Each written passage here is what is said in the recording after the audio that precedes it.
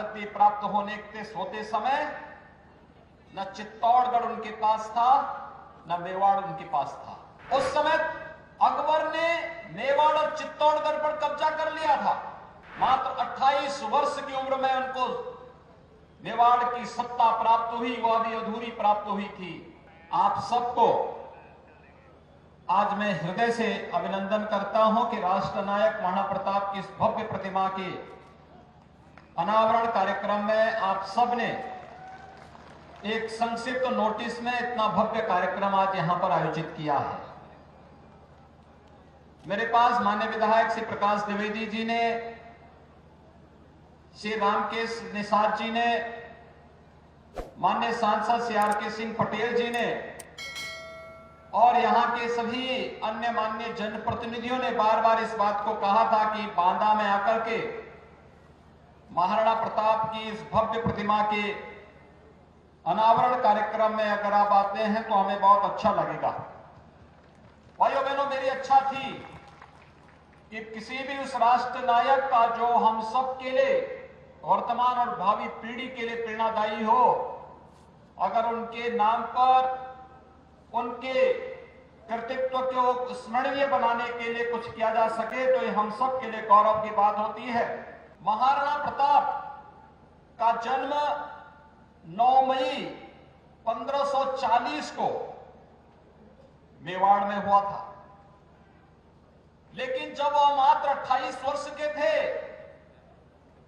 उनके पिता राणा उदय सिंह का निधन हुआ। उन्हें राजगद्दी प्राप्त होती है और राजगद्दी प्राप्त होते समय न चित्तौड़गढ़ उनके पास था, न मेवाड़ उनके पास था। उस समय अकबर ने मेवाड़ और चित्तौड़गढ़ पर कब्जा कर लिया था। मात्र 28 वर्ष की उम्र में उनको मेवाड़ की सत्ता प्राप्त हुई, वह भी अधूरी प्राप्त हुई थी। और मात्र 36 वर्ष की उम्र में उन्होंने हल्दी घाटी के युद्ध के बाद जब आगे अपनी लड़ाई प्रारंभ की तो 40 वर्ष की उम्र में उन्होंने मेवाड़ को भी वापस ले लिया था और चित्तौड़गढ़ को वापस लेने के साथ अकबर के उस समय की भारत की और दुनिया की सबसे बड़ी ताकत कही जाने वाली अकबर को नाकों चने चबाने के लिए मजबूर भी कर दिया था।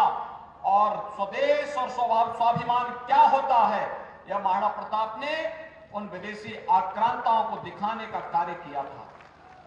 आज इसीलिए हर भारतवासी गौरव के रूप में जब भी स्वदेश और स्वराष्ट्र की बात होती है तो उस समय महाराणा प्रताप का नाम, छत्रपति शिवाजी महाराज का नाम, गुरु गोविंद सिंह जी महाराज का नाम, झांसी की रानी लक्ष्मीबाई का नाम बड़ी श्रद्धा और सम्मान के साथ लेते हैं, क्योंकि इन महापुरुषों ने अपने लिए नहीं, एक एक क्षण अपनी मातृभूमि के लिए जिया था, स्वदेश और स्वधर्म के लिए जिया था।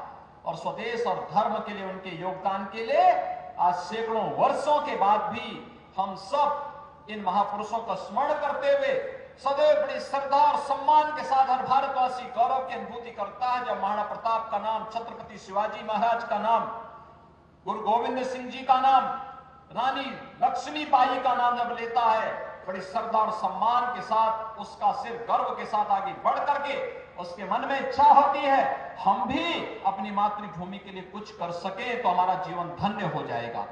और सचमुच महाराणा प्रताप के नाम पर इस चौक का नामकरण करने और इस भव्य प्रतिमा की स्थापना के माध्यम से वर्तमान और भावी पीढ़ी को एक नई प्रेरणा प्रदान की गई है। कल शिवरात्रि है और शिवरात्रि की मंगलमय शुभकामनाएं आप सबके प्रति देते हुए विश्वास के साथ कहता हूं कि महाराणा प्रताप का यह प्रेरणादायी जीवन चरित्र हम सदैव को सदैव स्वदेश और स्वधर्म के प्रति समर्पण के भाव के साथ कार्य करने की प्रेरणा देता रहेगा। आप सबके प्रति मेरी शुभकामनाएं, आप सबको शिवरात्रि की मंगलमय शुभकामनाएं देते अपनी वाणी को यहीं पर विराम देता हूं। जय हिंद।